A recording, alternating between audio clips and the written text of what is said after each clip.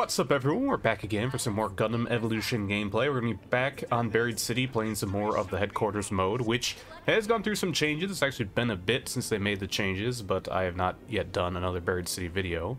So this is going to be my first since then. And if you weren't aware of the changes, they did kind of slip them into like a, I think they called it like an emergency maintenance or something like that, and they slipped in the change. The change is that they lowered the health of the reactor core by a pretty significant margin. I don't know if they actually gave the exact math behind it, and I haven't looked into it close enough to kind of do calculations for how different it is from before, but it feels like a pretty big change. The core is not too strong now, and I know a lot of people were asking for, you know, they were saying the mode was a little bit too stalematey, and I mentioned that as well, and I think the core health may have played into part of that, but I'm a little bit worried that they went too far with this change, because it definitely feels a little on the weak side, fighting against the core now. But I guess I think most people would probably prefer this over the alternative of almost always going to like 5 rounds. Now it's a lot more common to get done in like 3, even 2 is relatively common now if one team is pretty dominant. So yeah, I think it's better than what we were at before. But I think I would like them to kind of look at the mode more and maybe figure out if there's a better way to balance out a bit. Once again, though, it could be map issues. They haven't actually changed anything with the map, just changed the reactor core. But we'll have to see how that plays out. I'm curious to hear what other people are thinking too, if they enjoy the changes. But not talking about the map, we're also, this is my first video as Marasai since the latest patch, and Marasai's been getting changes for multiple patches in a row, and we've been talking about how it kind of feels like they don't really know what they want to do with the suit. Like they kind of hate the fact, at least it seems that way, they kind of hate the fact that they've made this suit built around going for hooks and getting that combo, because they keep nerfing the melee. The hook change itself wasn't necessarily bad, it was just different. You know, that happened a while ago, making it do way less damage but have a shorter cooldown. But the melee is becoming more and more of just kind of a bad ability. It already was very kind of weak without being tied to the hook, and now it's really bad when not tied to the hook. But they've been buffing the gun to kind of compensate for that. But the biggest change probably in the last one, which was different than the kind of back and forth they're doing on the hook and the melee thing, is that they also gave Marasai an extra 100 HP. We're now up to 1300, and we've seen before how just that 100 HP change can feel pretty big, whether it's going up or down. You know, we got a new Gundam who also went up to that 1300 HP range, and it does feel like you're very resilient, and it does help, because, you know, one of Marasai's problems is that if you hook someone and there's any other enemy around, sometimes you just get destroyed before you really get a chance to capitalize on it. So being a little bit bulkier is nice, and it does make Marasai a lot scarier to fight, because even though he's got that big hitbox, that's taking a lot more damage. Maybe not a lot, but it feels like a lot more damage to take him out. So saw there, we did actually survive for a while hiding away in that cubby, got a couple hooks, and there we go. Already got the core down to 50%. Went down pretty quick once we were actually shooting at it. And we still got a lot of time left, so getting the full kill here is definitely within the realm of possibility.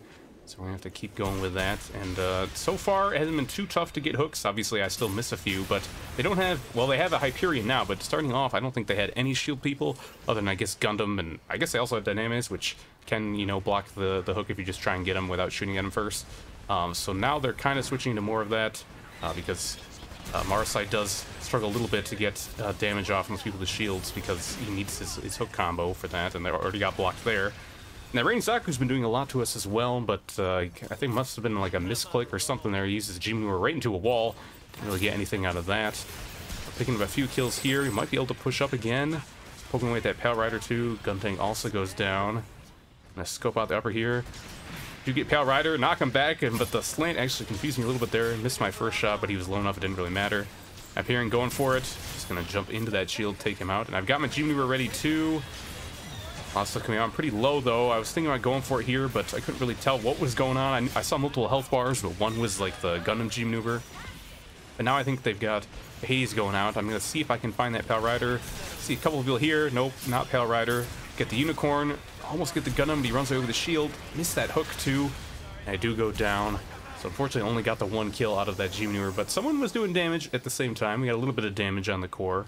Didn't really see what happened with that Hades, if that kind of ended up cleaning up on the other side, or if we took him out early. But now we're under a minute, and 38% left. One good team fight could do it, though. Like I've said, that core is nowhere near as strong as it used to be, so If we get in there, we don't really have any G maneuvers though. I guess Dynames could do a decent amount, but I think most people probably do comparable damage to Dynames even without the G maneuver. And no Hades or anything, we already used that. And narrowly missed that hook there, but we're gonna go and take some shots, do a little bit of damage, and now we're under 30. Here comes the Dynames G maneuver. Doesn't have a shot on the reactor yet, but he's going just for these people. Gets gun tank. Power is low. I'm low, but I'm deciding to back him up so maybe he can get up some more shots. And I go down, and there we go. It does get it at last, but now Sazby's up on him. But people have been shooting the core while all this is going on. Pushed up on the left side, only 1% left. And there we go. We got our full reactor kill. Pretty rare in the past, but not as rare anymore. So that's going to give us a very big lead to start off with. No points for the red team. They're going to have to do a lot to turn this around. Alright, going into round 2, we'll have to see if the enemy changes up things anymore. It looks like we have a turn A now. I don't believe we had that before. Not really sure what we gave up for that. But we'll have to see if they stick with the shields they were switching to, maybe get some more. And that range Zaku, probably going to stay on that. That was working out really well for him. Haven't seen them yet. It looks like, yep, they got pretty much the same, but they added a gym, and they did keep the Hyperion, so now there's 2 shields that I'm going to have to deal with, which is going to make it a lot harder to get these hooks. Still trying to get this hook on range Zaku. Don't think I've landed one on him yet. I haven't really died to him much either, but he's definitely been a threat to our team as a whole. And right now we did get first cap again, but there's a couple of them on the point. I think Hyperion and Jim both there. Throw out the hook, hoping to maybe catch him with his shield down, but did not work out. Just kind of threw out the melee there, just as a last-ditch hope to maybe get the range Zaku if he pushed in a lot. But with how little damage it does now, probably wouldn't have really mattered anyways. But there we have it. They do have their, I believe, first cap. I don't think they had a cap at all on the point last round, maybe for a little bit. But now they've taken their first lead for sure on the domination point. And now we're going to see if we can get it back. This new comp already kind of working out for him a little bit better. Getting kind of aggressive with the shield push here. Burned down our Dynames with that gym detonator, but it is in a safe spot to get the repair. We got the shield almost down here. Going to try and push up on it. Do get the shield. We managed to get around that pillar, and gun tank's backing him up, so can't quite go in yet. Hyperion on the flank as well. Spending just a lot of time shooting away at these shields, and that's really not the best position you want to be in as Marasai, but it's hard for me to really get any sort of flank when they're pushed up so far.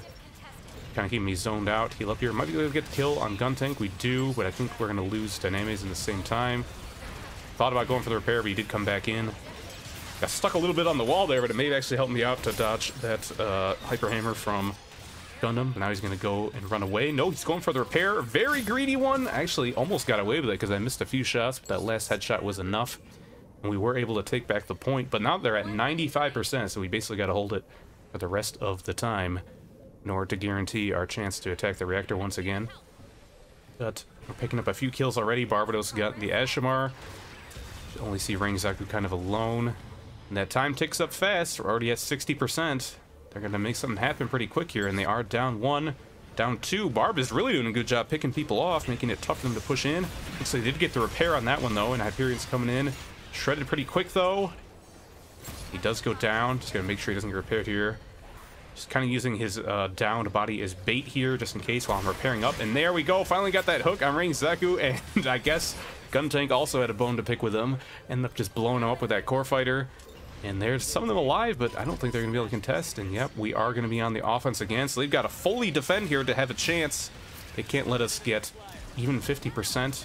Now we've got a lot less time to start off with this go around, because they did hold the point for a while in the middle. And they're holding up pretty aggressively here to try and keep us from getting close to the reactor, which might be smart. This is going to prevent us, unless someone sneaks by, it's going to prevent us from getting any sort of chip. We do take that core fighter out of the air, just sniping that out of there. Looks like someone already weakened it a little bit, so I was able to take out one shot. Yeah, we got Range Zaku and Hyperion on me, just firing away with those rapid fire weapons, but it looks like we did get the Hyperion. Range Zaku still got away. I have to wait a long time to get my health back. That's another suggestion people have had for this map, is that maybe you could have added another health pack on the right side here, because it does feel like there should be one there. But now that they made the core weaker, maybe that would make offense too strong. Here, Hyperion goes down to Barb. That's good for me. Come back here. Maybe I can gun tank. Yep, fortunately Jim had to reload. He couldn't finish him off, so I was able to get that here. This might be our chance to get some damage, get that hook on Gundam before he's able to shoot the super napalm, so it does not go off. Got a couple shots on the reactor. Turn to go for my G maneuver, and I get hit by 2 myself. Range Zaku acts into that Hyperion G maneuver. But while all that's happening, they got a couple kills, but people on the right side are pushing up and still doing damage. We've almost got it to 50% already. And with under a minute left, it's still feasible to hold, but we only need 7%, which is not much. One person could easily do that if they get an opening. If we take out this ranged Zaku, that may give us the chance to get it. Leave him up here, throw out that hook again, and once again, Hyperion really have not been able to get many hooks this round due to these shield guys just holding up so forward. The ranged Zaku pushing in on me. Gotta get the hook or it's not gonna happen, and I think I actually had the aim right, but, you know, there's a wall there. It wasn't gonna work out.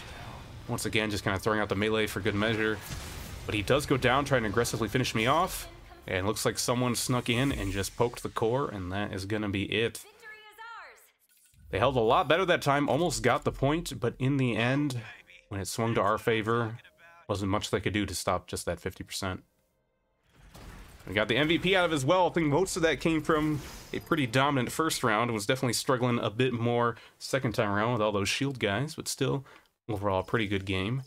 And while the score makes it look like it wasn't as close because it's 5-0, but I really do think if the enemy team had gotten that domination point in that second round, it could have looked a lot closer than what it was.